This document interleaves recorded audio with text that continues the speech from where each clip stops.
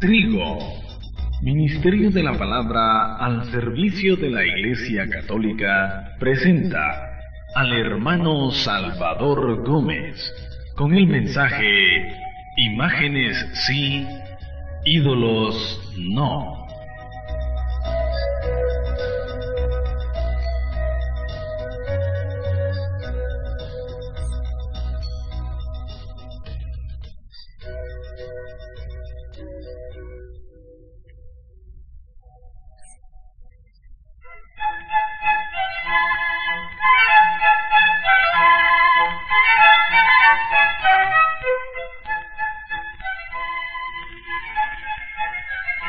Aun cuando este tema no es fundamental de la iniciación cristiana, es decir, aun sabiendo que después de escuchar este mensaje, una persona no va a llegar a una relación personal con Jesucristo, consideramos importante dedicar un tiempo para hacer una meditación sobre este punto, dado a las diversas opiniones que basadas en la Biblia se vierten con respecto a las imágenes.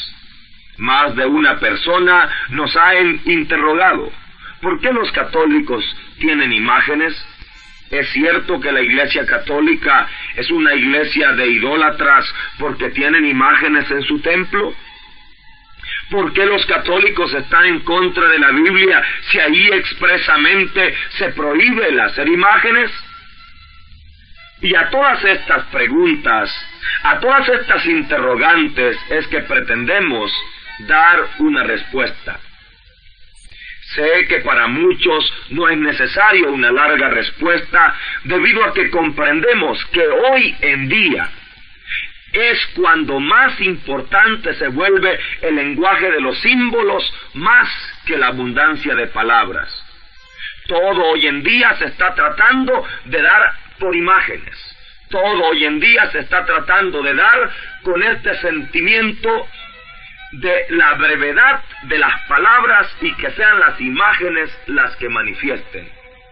Pero para aquellos lectores de la Biblia que necesitan demostraciones literales, demostraciones bíblicas, es que dedicamos este tiempo de reflexión. Vamos a responder entonces a la cuestión: ¿prohíbe Dios hacer imágenes? ¿Son los católicos idólatras porque tienen imágenes? Y tomamos en nuestra mano el primer texto que seguramente en todas las Biblias de los hermanos protestantes está subrayado. Estoy hablando de Éxodo capítulo 20, versículo 4.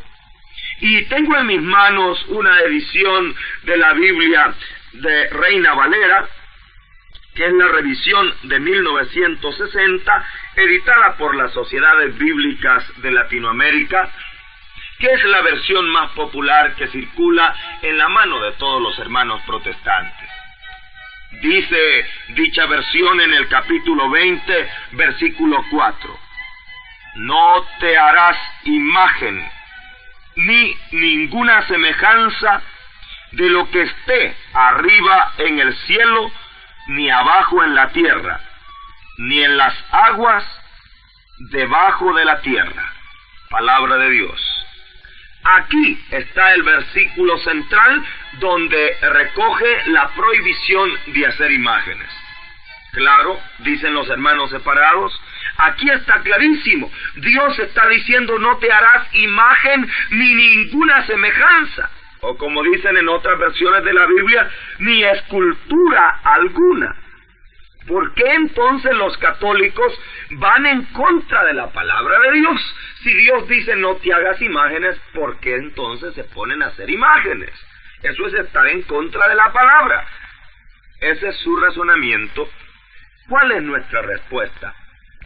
Quiero decir al comenzar a dar nuestra respuesta que la Iglesia Católica, cuando dice algo o cuando hace algo, no es fruto de la imaginación de una u otra persona, sino que es el recoger el sentimiento y la forma de pensar de los siglos que van de cristianismo. O sea, que si muchas personas católicas no saben responder a esta pregunta, no es porque la Iglesia no tenga una respuesta, sino porque los católicos no hemos estado capacitados para dar estas respuestas. Pero hoy vamos a estudiar la respuesta a este problema. Tomemos para comenzar a responder este problema el libro del Éxodo en el capítulo 25, versículo 18. Y aquí veremos las órdenes que Dios está dándole a Moisés cuando le está refiriendo su deseo en la construcción del templo de Jerusalén. Le dice en el versículo 18 de Éxodo 25, harás además 2 ángeles de oro macizo, los harás en los extremos del propiciatorio. Haz el primer ángel o querubín en un extremo y el otro en el otro extremo. Los ángeles formarán un solo cuerpo con el propiciatorio en sus 2 extremos. Palabra de Dios. Aquí vemos que Dios quiere o está mandando hacer 2 imágenes de ángeles, de lo que hay arriba en el cielo. Y antes habíamos estudiado cómo es posible que Dios diga no te hagas imagen alguna ni de lo que hay arriba en el cielo, y ahora está mandando hacer imágenes de ángeles esculpidos en madera. Más adelante, en el capítulo 26, versículo 31, podemos encontrar la orden con respecto a la fabricación de ángeles bordados. Dice la Biblia, versículo 31 de Éxodo 26. Harás un velo de púrpura violeta y escarlata carmesí y lino fino torsal. Bordarás en él unos querubines. Aquí dice el Señor, bordarás en el velo unos querubines, que quiere decir lo mismo, ángeles. Tenemos ángeles esculpidos en madera y ángeles bordados en tela. Más elocuente todavía lo que Salomón, el rey constructor, realizó en la obra para Dios en la fabricación del templo. Si nos vamos al libro primero de Reyes, capítulo 6, versículo del 23 al 30, aquí encontraremos que Salomón, entre las cosas que construye en la casa de Dios, manda hacer 2 ángeles de unas dimensiones colosales. Dice la palabra de Dios así: hizo en el Debir 2 ángeles de madera de acebuche de 10 codos de altura. El ala de un querubín tenía 5 codos y la otra ala del querubín 5 codos, 10 desde la punta de un ala hasta la punta del otra. El segundo querubín tenía 10 codos, las mismas medidas y la misma forma tenían los 2 querubines. La altura de un querubín era de 10 codos, lo mismo que la del segundo. Colocó los querubines en medio del recinto del interior y las alas de los querubines estaban desplegadas. El ala de uno tocaba el muro y el ala del segundo querubín tocaba al otro lado del muro y sus 2 alas tocaban en medio del recinto. Revistió de oro los querubines, esculpió todo en torno de los muros de la casa con grabados de escultura de querubines, palmeras, capullos abiertos del interior y el exterior de la casa. Recubrió de oro el piso de la casa, tanto en el exterior como en el interior. Palabra de Dios. Aquí vemos a Salomón fabricando imágenes de una estructura colosal, 10 codos de alto y 10 codos las alas de ancho. Yo pienso que un hermano de esos que ven en la Biblia la prohibición de hacer imágenes no hubiera puesto un pie adentro del templo que Salomón estaba edificando. Más todavía, no fueron las únicas imágenes que Salomón construyó para la obra de Dios en ese templo. Dice el capítulo 7, siempre del libro primero de Reyes, llegando al versículo 23, dice que hizo el mar de metal fundido que tenía 10 codos del borde a borde. Este mar de metal o mar de bronce servía para las aguas de la purificación. Pero lo que más nos interesa es lo que dice el versículo 25 de ese capítulo 7 del libro primero de Reyes. Dice: ese mar se apoyaba sobre 12 bueyes, 3 mirando al norte, 3 mirando al oeste, 3 mirando al sur y 3 mirando al este. El mar estaba sobre ellos, quedando sus partes traseras hacia el interior.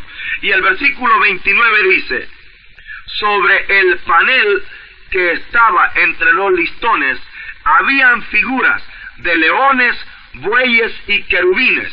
Lo mismo sobre los listones, por encima y por debajo de los leones y de los toros, habían muchos adornos. Palabra de Dios. Aquí encontramos que Salomón había construido imágenes de bueyes, de toros, de leones, de ángeles, de muchas cosas para adornar el templo. Era un templo entonces lleno de imágenes, de ángeles de arriba de la tierra, de bueyes de abajo de la tierra, de leones, de todas estas cosas, representaciones de figuras que estaban esculpidas en el templo de Dios.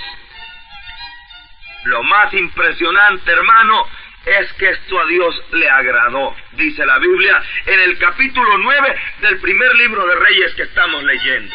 Dice en el versículo 1 del capítulo 9, dice: cuando Salomón hubo acabado de construir la casa para el Señor y todo cuanto Salomón había querido hacer, se le apareció el Señor por segunda vez como se le había aparecido en Gabaón. Dios le dijo: he escuchado tu oración y la súplica que has dirigido delante de mí. He santificado esta casa que me has construido para poner en ella mi nombre para siempre. Mis ojos y mi corazón estarán en ella para siempre. Palabra de Dios. No sé qué le parece a un lector de la Biblia que sostiene que Dios prohíbe hacer imágenes, esta declaración de Dios que le agrada, y sus ojos y su corazón estarán puestos en esa casa que Salomón ha construido y que está llena de imágenes, de cosas de arriba del cielo y de abajo de la tierra. ¿Cómo ven ustedes que Dios ve con agrado esa obra?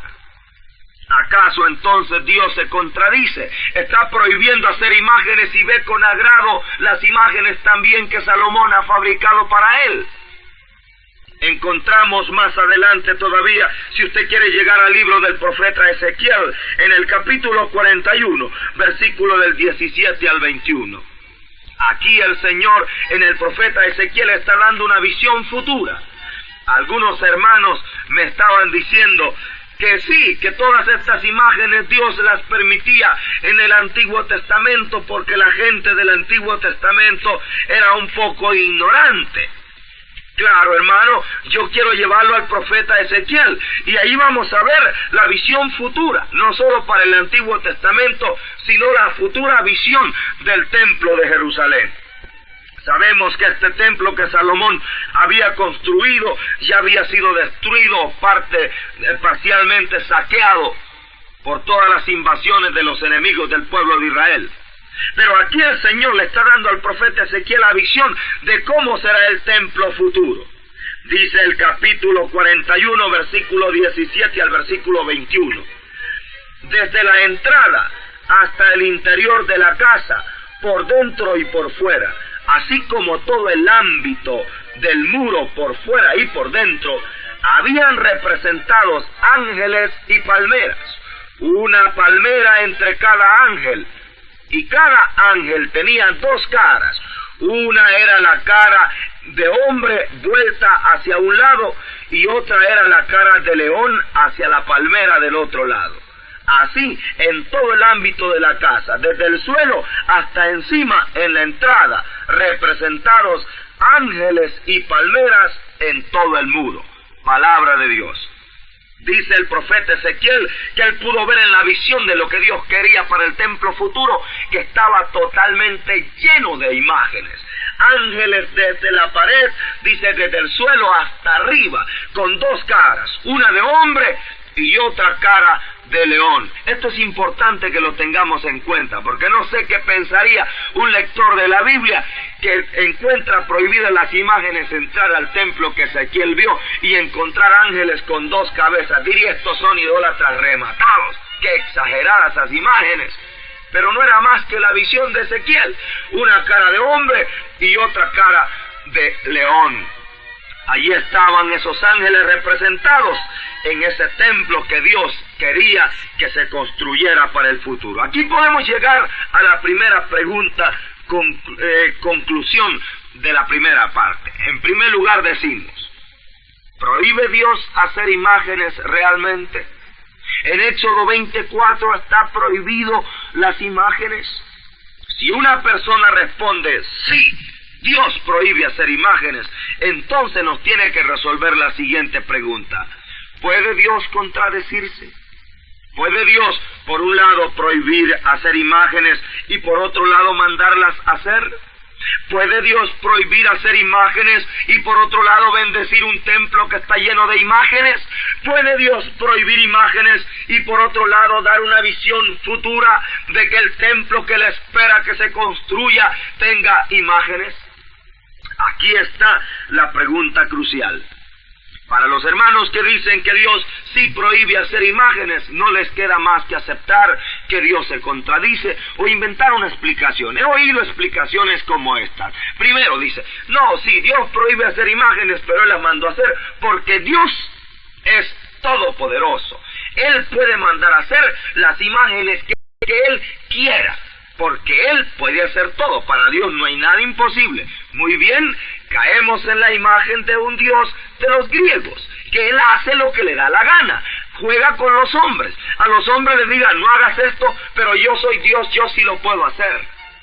Caemos en la imagen de un Dios que es vanidoso, que es orgulloso, que dice, yo sí lo puedo hacer, ustedes no. Esa es la leyenda del fuego que tenían los dioses de la mitología antigua ahí en la torre. Y como Prometeo, aquel hombre griego, subió y agarró el fuego, el dios le dijo, ese fuego solo yo lo podía tener. Y lo condenó a estar con los brazos amarrados y un águila le estaba comiendo los intestinos. Esa es la imagen de Dios que dice, ustedes no pueden hacerlo, pero yo sí, porque yo soy grande, yo soy poderoso, ustedes no sirven, ustedes no son nada. Hermano, no podemos, para resolver este problema de imágenes, recurrir a un argumento como esos que desprestigia el amor y la idea de Dios que nosotros tenemos. Por otro lado, otros hermanos responden, sí, Dios mandó a hacer esas imágenes porque Él quería manifestar su gloria, por eso eran ángeles de oro. Yo podría preguntarle, por eso eran también leones, por eso eran también toros, por eso eran también esculturas en madera, por eso era también, claro, puede ser para la gloria del Señor. No estamos preguntando por qué Dios mandó a hacer imágenes, estamos asegurando que Dios las mandó a hacer. Aquí quedamos entonces, hermano, frente al dilema. ¿Prohíbe a Dios hacer imágenes, sí o no? Y aquí decimos claramente, si Dios prohíbe hacer imágenes, ¿por qué las manda hacer? ¿Por qué bendice ese lugar que tiene imágenes?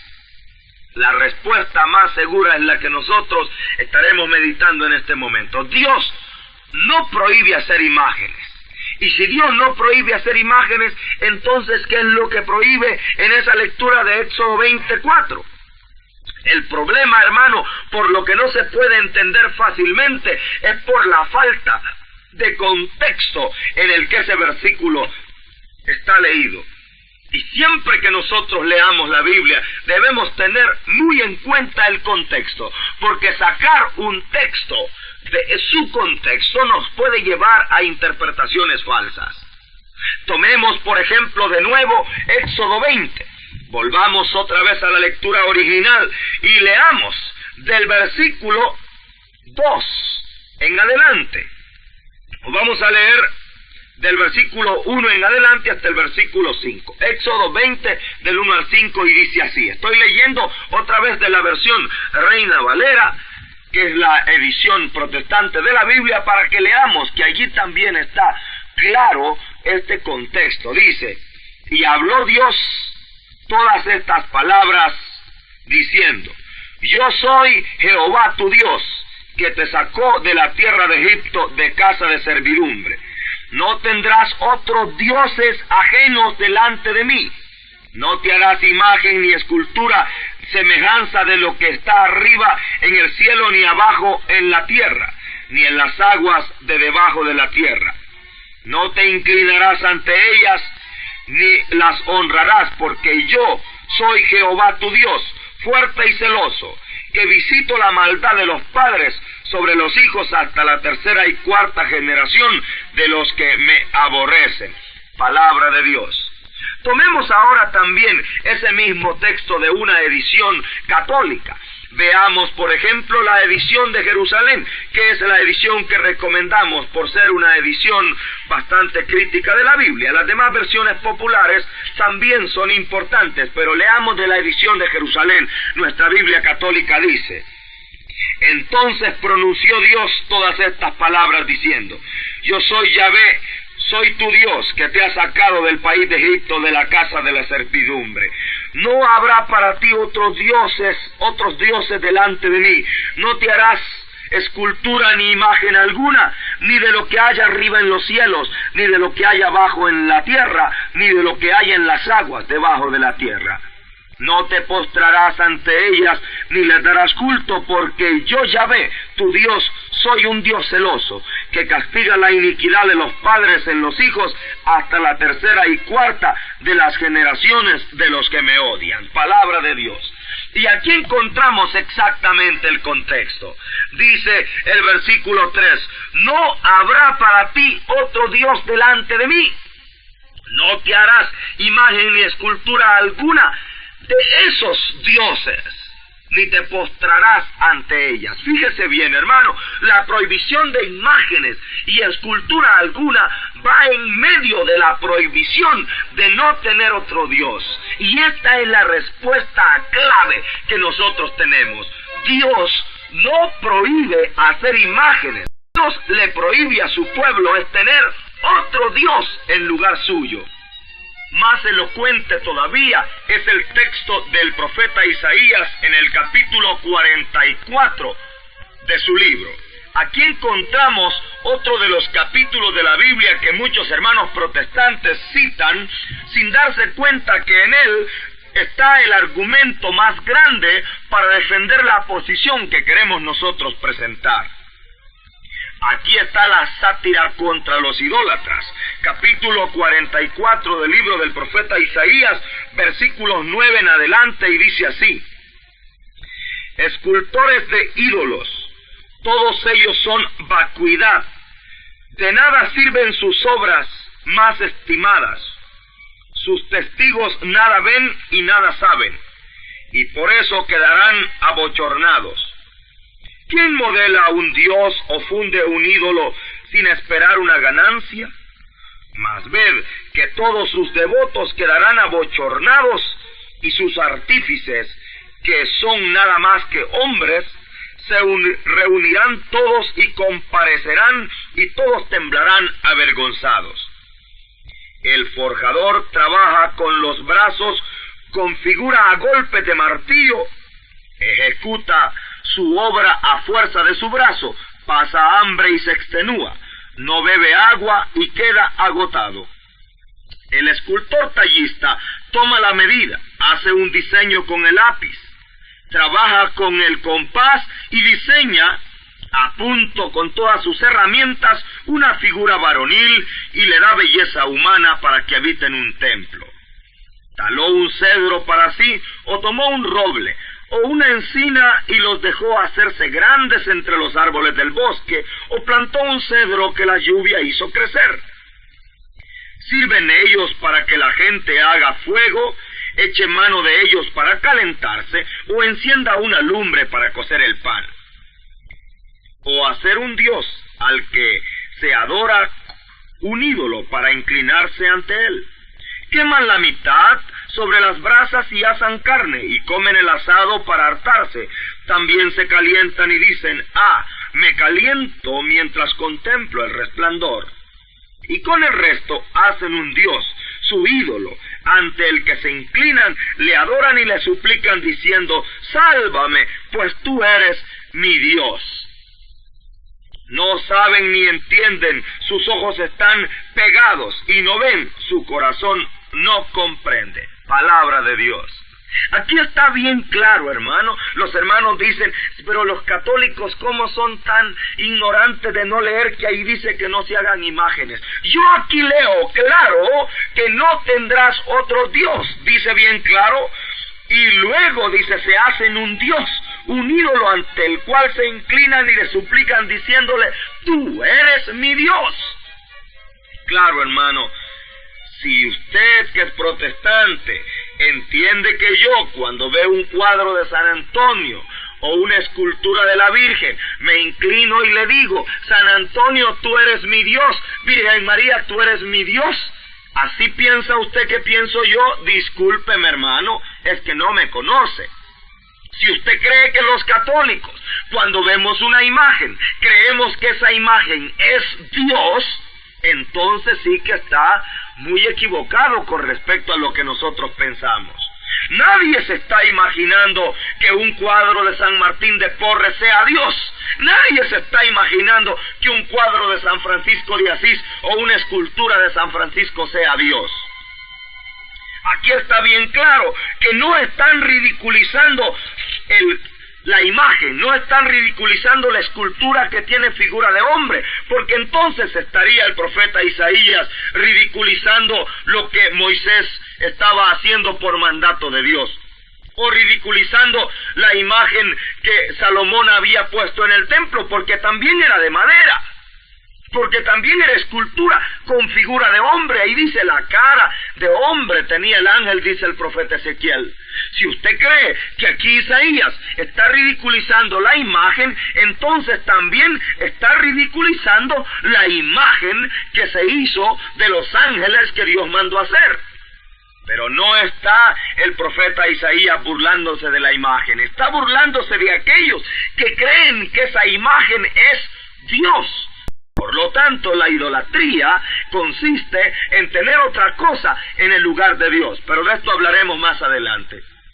Otro texto que debemos meditar, porque los hermanos protestantes lo citan continuamente, es el libro del profeta Jeremías en el capítulo 10, versículos del 1 y siguientes. Dice, oíd la palabra que os dice Yahvé, oh casa de Israel. Así dice Yahvé, el proceder de los gentiles no debéis habituaros, ni de los signos celestes os espantéis, que se espanten ellos, los gentiles, porque las costumbres de los gentiles son vanidad. Un madero del bosque, obra de mano del maestro, que con el hacha corta.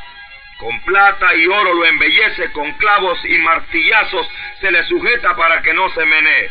Son como espantajos de pepinar que ni hablan. Tienen que ser transportados porque no andan. No les tengáis miedo, que no hacen ni bien ni mal. No hay como tú, Yahvé, grande eres tú, y grande tu nombre en poderío. Palabra de Dios.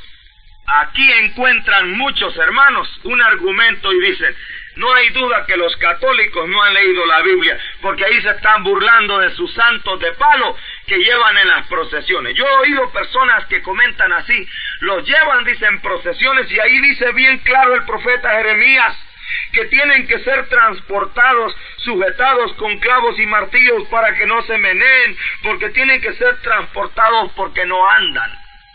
Hermano, tenga cuidado, porque en ese caso también se estaba burlando de los ángeles de oro que iban sobre el arca de la alianza, que dice el libro 2 de Samuel. Pásese rápido al libro 2 de Samuel, capítulo 6, y ahí va a ver lo que dice la palabra de Dios.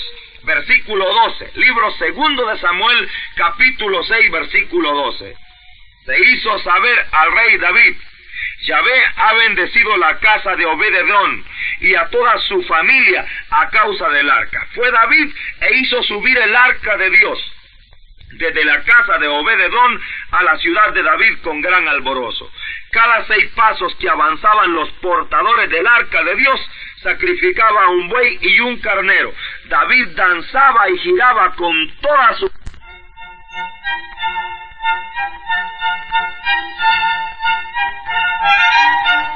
Ya hemos dejado claro en la primera parte que Dios no está prohibiendo hacer imágenes, sino que lo que está prohibiendo es que tengamos otra cosa en el lugar suyo en nuestra vida. Pero en esta segunda parte lo que queremos reflexionar es ¿por qué tenemos imágenes? ¿Para qué tenemos imágenes? ¿De qué nos sirven las imágenes? La mejor explicación que podemos dar con respecto a las imágenes La encontramos en estos textos que vamos a meditar. No solo es la mejor forma de explicarle a los demás que nos preguntan, ¿y ustedes los católicos por qué tienen imágenes?, sino la forma de mejor entender nosotros para qué las tenemos.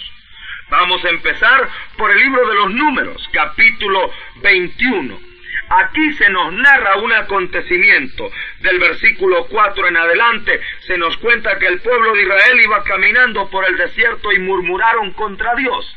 Entonces Dios los puso a prueba a través de unas serpientes venenosas que los mordían.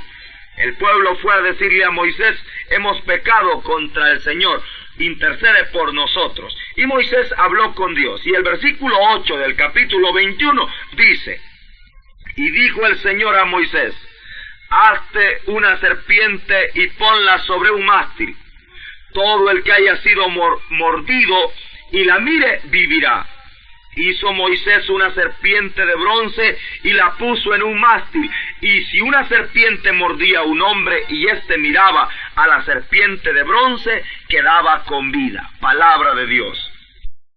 Creo que los lectores de la Biblia que encuentran la prohibición de hacer imágenes aquí se encuentran ante otro problema. Dios mismo mandando hacer la imagen de una serpiente y algo más, de una serpiente que al verla sana a las personas que están mordidas. Caramba, si no estuviera esto en la Biblia, dirían que los católicos lo estamos inventando, pero ahí está bien claro. Números capítulo 21, versículo 8 y versículo 9. Dice que Moisés hizo la orden que Dios le mandó. Construyó la serpiente de bronce y todo el que era mordido miraba a esa serpiente y se salvaba. Dios manda hacer esta imagen. ¿Cuál es el propósito que Dios tiene? ¿Por qué la manda hacer? Lo encontramos fácilmente en el Evangelio de San Juan, en el capítulo 3, versículo 14. Allí dice: y así como Moisés levantó la serpiente en el desierto, así tiene que ser levantado el Hijo del Hombre, para que todo el que crea en él tenga por él la vida eterna. Palabra de Dios. Así como veían los israelitas en el Antiguo Testamento a la serpiente levantada y al verla se sanaban de la mordida de las serpientes materiales, así nosotros al ver a Jesús triunfando en la cruz, allí encontramos vida eterna. O sea que el propósito de Dios en aquella imagen que había mandado hacer en el Antiguo Testamento era algo muy importante. Dios no mandó hacer la serpiente en el desierto así nomás, solo porque le dio la gana. Tenía un propósito, algo quería decir esa imagen. Y esto es lo importante, que nosotros entremos al propósito de las imágenes. ¿Por qué las tenemos? Porque a veces cometemos el mismo error que cometió el pueblo de Israel. ¿Sabe que es algo impresionante cuando leemos lo que pasó con esta imagen? Que era tan interesante su propósito, que Dios la había mandado hacer para simbolizar el triunfo de Cristo sobre el pecado y la muerte en la cruz. Pero los israelitas, dice la Biblia, si usted busca el libro segundo de Reyes, en el capítulo 18, allí va a encontrar que el Señor manda a destruir, que Dios ve con agrado cuando destruyen la serpiente que Moisés había hecho. Fíjese, Dios la mandó a hacer con un propósito grande, simbolizar a su Hijo en la cruz, salvando al hombre de morir espiritualmente. Pero aquí dice, capítulo 18 del libro segundo de los Reyes, hablando acerca de Ezequías, el rey de Israel, dice que hizo lo recto, versículo 3, capítulo 18, libro segundo de Reyes. Hizo lo recto a los ojos del Señor enteramente como David su padre.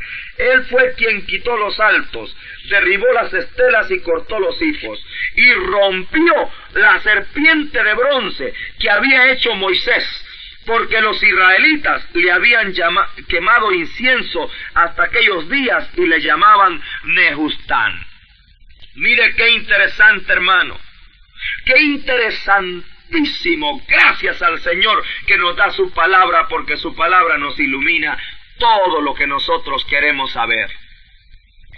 Aquí dice la Biblia que Dios vio con agrado de que destruyeran la serpiente que él había mandado hacer en el desierto. ¿Por qué?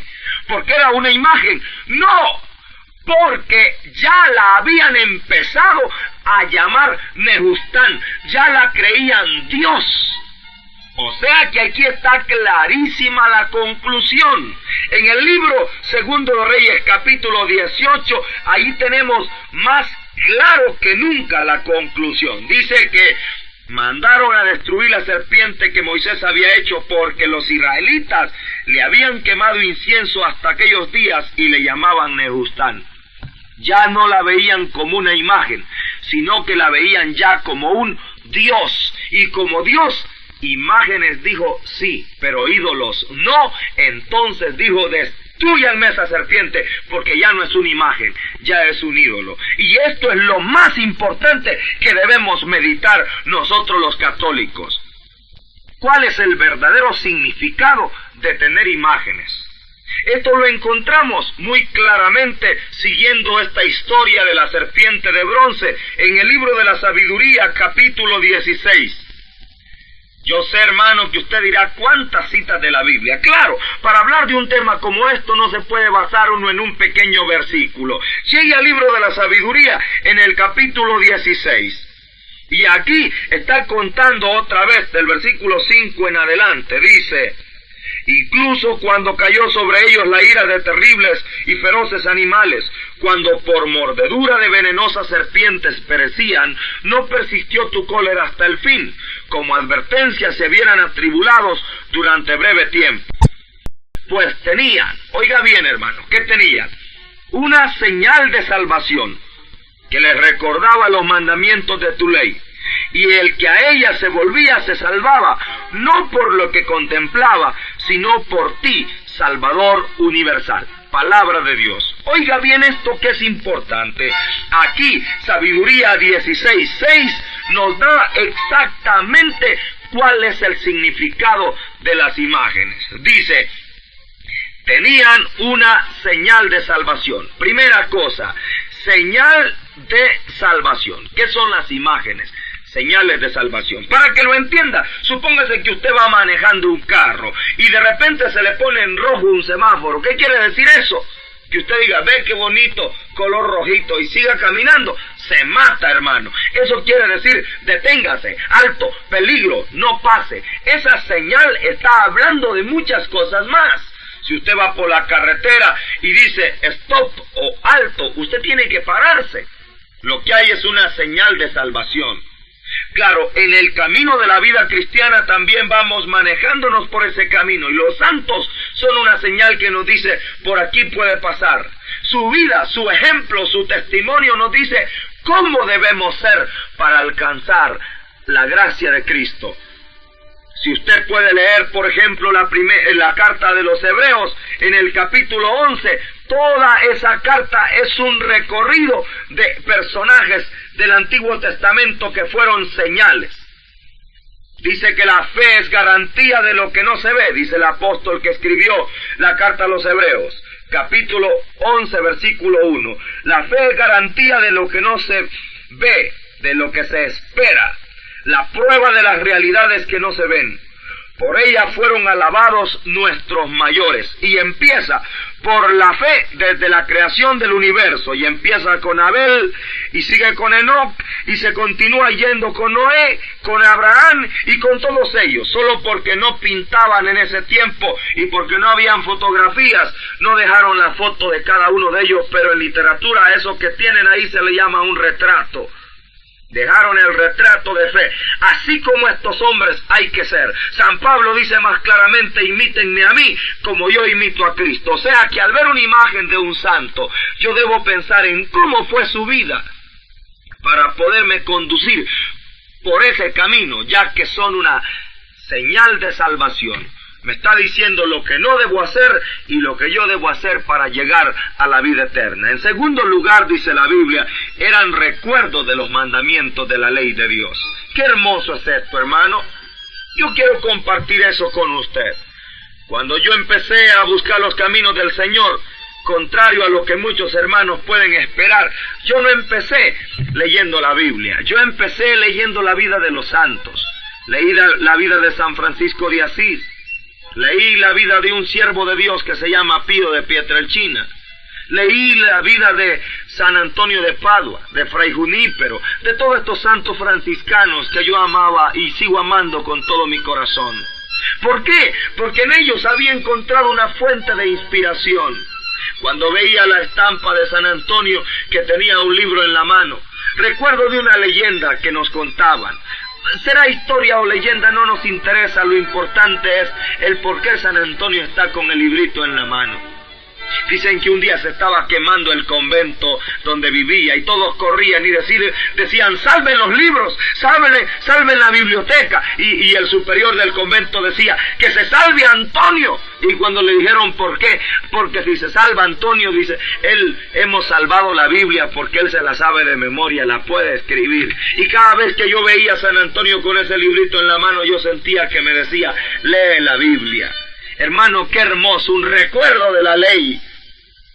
Cuando nosotros vemos imágenes en la iglesia debemos aprender a leerlas. El gran problema nuestro es que no sabemos interpretarlas. ¿Cuántas personas andan por las ramas? Tienen cuadros en la casa y ni saben lo que quieren decir. Yo quiero decirle a cada católico que aquí está el error. A veces ni siquiera nos damos cuenta de lo que tenemos, la gran catequesis. Si usted va a las catacumbas romanas o si usted lee libros que hablan de la primera generación de cristianos, estoy hablando del tiempo de los apóstoles, se entra en las catacumbas y se encuentran imágenes. Allí está Jesús, el buen pastor, con una oveja en el hombro. Yo no sé cómo resuelven esto los hermanos protestantes que dicen que los católicos han inventado tener imágenes, y eso lo tenían desde el tiempo de los apóstoles, en las catacumbas, desde el siglo I. Allí está la imagen de Jesús con una oveja en el hombro. Claro que no era para que le dijeran, para que lo adoraran, creyendo que ese cuadro que está ahí o esa pintura en la pared de Dios, eso representa el amor de Cristo Jesús que lleva a la oveja descarriada en su hombro, y cuando yo la veo digo, Jesús, ¿cuánto me amas? Al verla recuerdo ese amor grande que Jesús ha tenido, que me ha buscado a mí, oveja descarriada.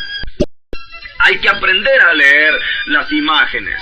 Ese es uno de los problemas fundamentales que tenemos. No solo tener imágenes, sino aprender a leerlas. Porque si no le va a pasar como aquel hombre que era calvo y buscando una medicina para que le saliera pelo en su cráneo, vio un frasquito que tenía una calavera con 2 huesitos y dijo, esto debe ser para los que no tienen pelo. Como vio la calavera sin pelo, se tomó el frasquito, hermano, y se murió porque eso era veneno.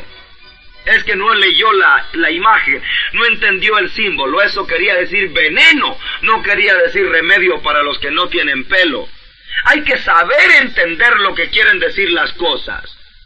Y otra cosa más, fíjese, primero, señales de salvación. Segundo, recuerdo de la ley. Y tercero, dice, y el que a ella se volvía, Sabiduría 16:7, el que a ella se volvía se salvaba, no por lo que contemplaba, sino por ti, Salvador de todos. Esto tiene que quedar bien claro en nuestra mente de católicos y en la mente de aquellos que hablan con respecto a las imágenes en la Iglesia Católica.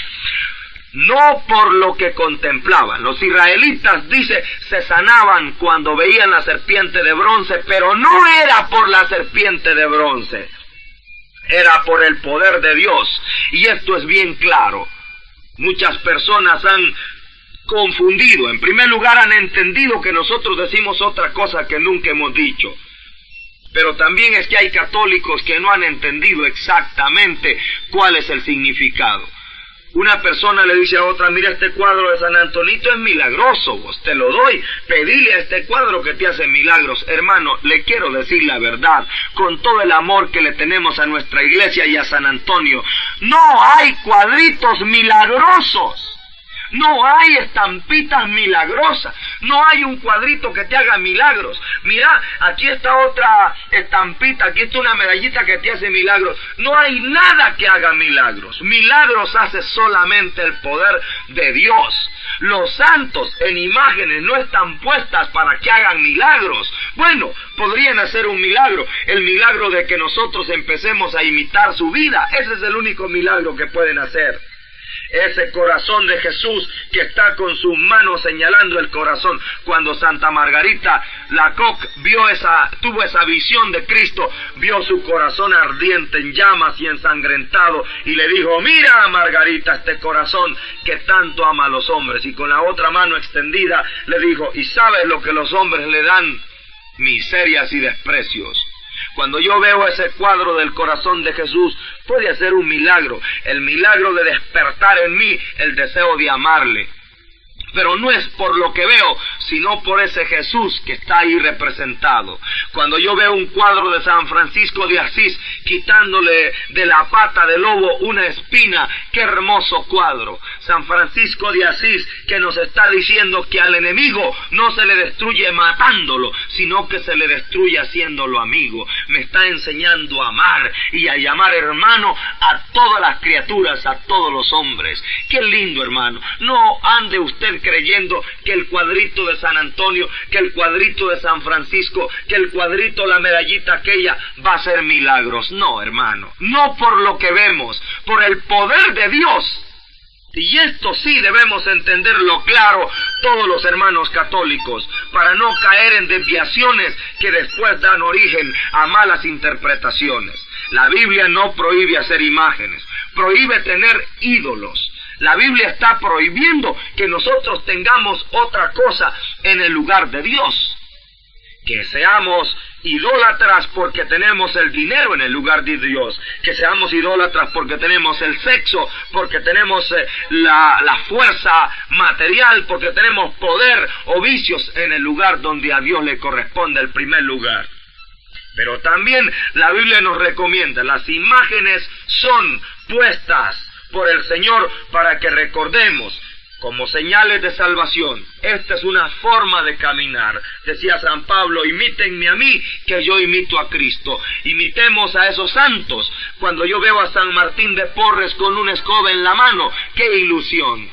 Porque un hombre sencillo, haciendo las cosas sencillas, ¡qué imagen! Esa deberían tenerla todas las señoras en su casa. Mire, ese cuadro de San Martín de Porres con una escoba en la mano le está sonriendo y diciéndole: tú, señora, puedes ser santa, barriendo con amor tu casa. ¡Qué lindo! Yo me animo. Y esa señora lavando la ropa, haciendo la comida, siente alegría al ver ese cuadro de San Martín que le sonríe con la escobita en la mano, siempre trabajando por los demás, haciéndolo con amor.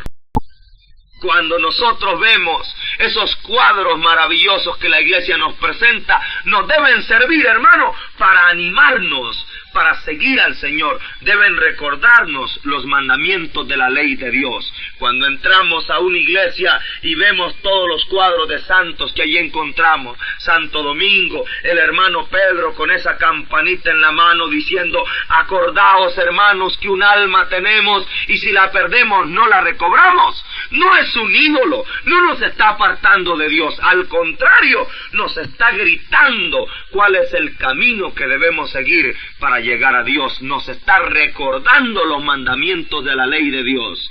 Alerta, cristianos, alerta, católicos. Satanás tiene un plan, quiere quitarle delante del hombre todo aquello que le recuerde a Dios.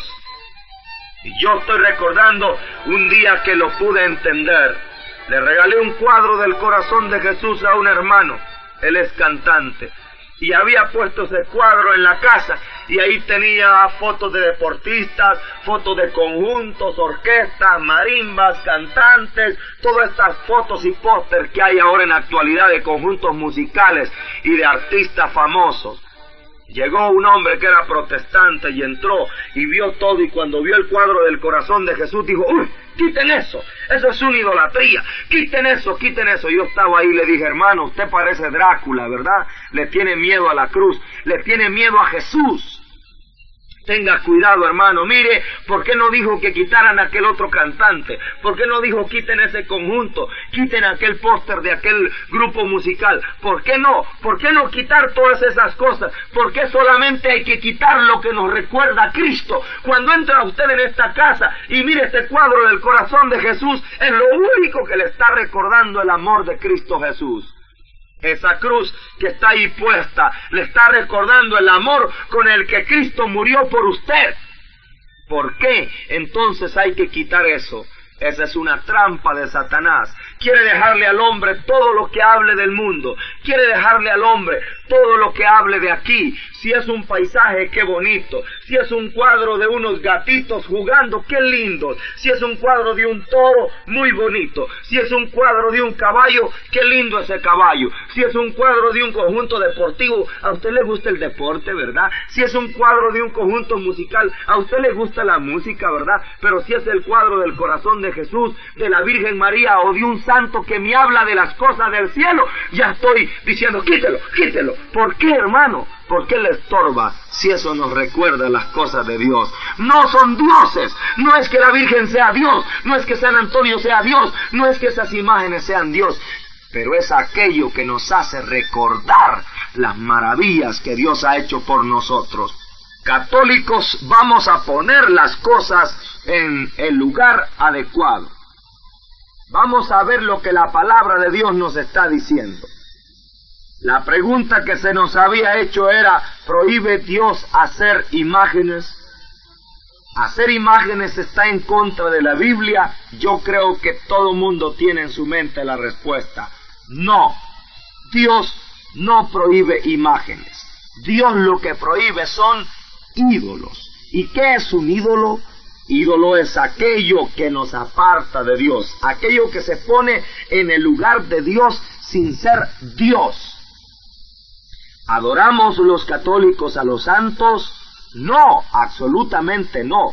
¿Qué quiere decir adorar? Adorar quiere decir reconocer a alguien o a algo como lo más importante de nuestra vida. Y el único que merece la adoración es Dios. Padre, Hijo y Espíritu Santo, la Trinidad, que son un solo Dios verdadero y no hay otro Dios por encima de la tierra al cual nosotros adoremos. ¿Para qué tenemos entonces imágenes de santos? Para tres cosas importantes. Una, señales de salvación que nos están indicando por dónde debemos caminar. Una vida como esa nos lleva al Señor. Para recuerdos de la ley que nos están indicando que nosotros debemos cumplir con los mandamientos de la ley de Dios, cumplir con el amor a Dios y con el amor al prójimo. Viendo las imágenes de los santos, conociendo sus vidas, nosotros podemos agarrar un camino que nos lleve al cumplimiento de la palabra. Y tres, no por lo que vemos, sino por el poder de Dios.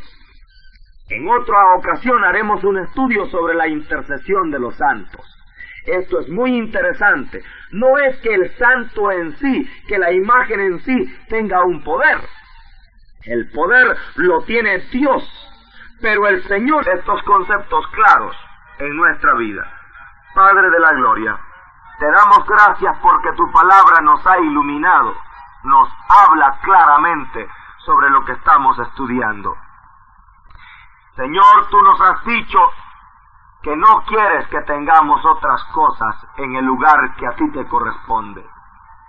Perdónanos, Padre, porque te hemos dado un lugar secundario en nuestra vida, porque ha estado como Dios el dinero, porque hemos tenido como Dios el sexo, hemos tenido como Dios los vicios, el trabajo. ¿Cuántas veces, Señor, no hemos tenido tiempo para ti por estar dedicados a otras cosas? Señor, te estamos pidiendo por todas las personas que no te tienen en el centro de su vida. Hermano, si usted reconoce que no es Jesús el centro de su vida, este es el momento para que abra su corazón. Dígale al Señor, Señor Jesús, abro las puertas de mi alma, entra en mi vida, toma el primer lugar, porque tú eres mi Señor y mi Salvador. Saca fuera, Señor, mi egoísmo, quita del centro del trono de mi vida todo vicio, todo pecado y establécete tú, Señor, como el dueño y soberano de todo lo que soy y de todo lo que tengo. Gracias, Padre amado, también por los santos, por estos hermanos que han sido grandes ejemplos para nosotros, por estos hermanos que han sido hombres igual que nosotros, pero han sabido amarte y tenerte en el primer lugar de sus vidas. Haz que cuando veamos sus imágenes recordemos, Señor, el testimonio que nos han dejado sus vidas, y haz que nos conduzcamos de acuerdo a sus enseñanzas. Te pedimos también, Señor, por aquellos católicos que están menos instruidos, por los que se han quedado en la orilla de algunas costumbres que ni siquiera pueden interpretar ni saber por qué lo hacen. Señor, te pedimos para que les hables, para que los lleves, Señor, en tu camino, para que a través de tu palabra vayan conociendo cuál es el recto significado de las cosas. Padre, también por último queremos pedirte por todos nuestros hermanos que no son católicos, pero que nos miran, nos critican, que andan buscando algo en que acusarnos, Señor, que andan buscando algo como confundirnos. Haz que ellos comprendan, Jesús, que el momento no está para crear confusiones, que el momento no está para crear divisiones, que el momento está para cumplir tu deseo, Padre, que todos sean uno, como tú y yo somos uno. Danos amor, Señor, para con ellos, y dales amor a ellos para con nosotros. Enséñanos, Padre de la gloria, a vivir juntos como hermanos, formando ese pueblo que tú quieres, en unidad, en alegría, en santidad. Haz que comprendamos todos los cristianos que solo hay un enemigo común, Satanás, y que todos debemos estar unidos para hacerle frente. Padre de la gloria, todo esto te lo estamos pidiendo en el nombre poderoso de tu Hijo Jesucristo el Señor, que vive y reina por los siglos de los siglos. Amén.